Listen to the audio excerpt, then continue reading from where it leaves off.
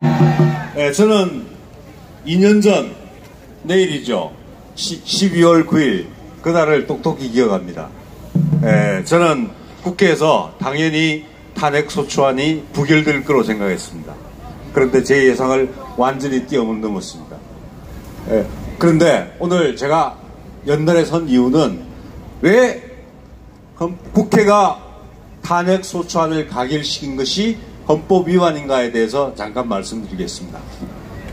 그 당시에 탄핵 결정이 있기 전까지 많은 분들이 연사로 나오셔가지고 탄핵이 기각되어야 된다 또는 각하되어야 된다고 말씀하셨기 때문에 아마 그 기억이 나실 겁니다. 첫째 이유는 탄핵소추안을 제출한 국회에서 전혀 증거를 제출하지 않았습니다. 탄핵 사유에 해당하는 증거가 전혀 없습니다. 그들이 제출한 증거라고는 최신술 등에 대한 공소장과 그리고 신문기사가 전부였습니다. 어떤 증거도 없었습니다. 그런데 탄핵 사유가 있는지를 조사하겠다고 해서 국정조사를 실시하고 특검을 통해서 조사를 하겠다고 했습니다. 그런데 특검과 국정조사가 완료되지도 않은 상태에서 바로 탄핵소추안을 의결시켰습니다. 바로 이건 아무런 증거도 없이 탄핵을 했던 겁니다.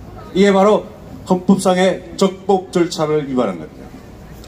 두 번째로는 어떤 책임을 묻기 위해서는 당사자에게 반드시 의견을 제시하고 그 다음에 그에 반박할 수 있는 즉 소추 사유를 반박할 수 있는 자료나 이런 것들을 제출할 수 있게 만들어야 됩니다.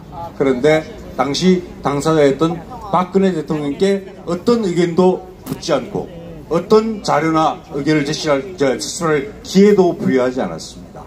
다시 말하면 완전히 당사자의 의견을 완전히 묵살한 상태에서 바로 소추 의견을 한 겁니다. 그 두 번째, 이것도 마찬가지로 적법 절차 위반된 겁니다.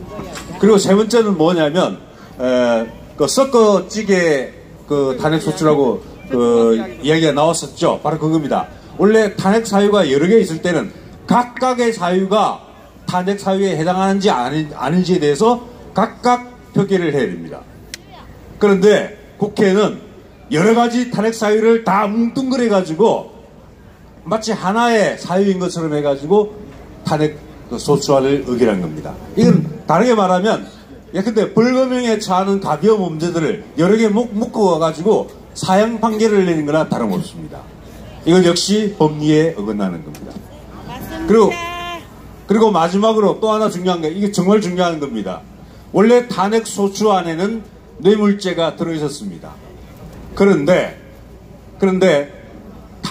탄핵 심판이 진행되는 과정에서 은근슬쩍 뭘 바꿨냐면 이 쟁점 정리라는 이름으로 탄핵 소유를 하나를 뺐습니다.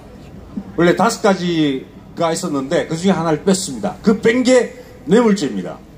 다시 말하자면 권성동이가 이끌었던 그 탄핵 소추단이 뇌물죄는 전혀 설득력이 없다고 판단해가지고 이걸 하나 뺐습니다.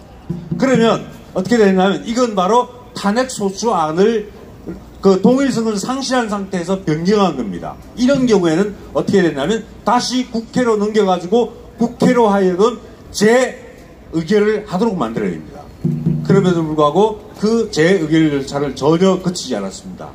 이와 같이 박근혜 대통령에 대한 탄핵 소추 의결과 그리고 탄핵 심판 이 모두가 헌법과 법률에 다 위반되는 겁니다. 그래서 저는 외칩니다. 오래전에 우리가 정말 많이 외쳤던 구호죠. 탄핵 무효! 탄핵 무효! 탄핵 무효!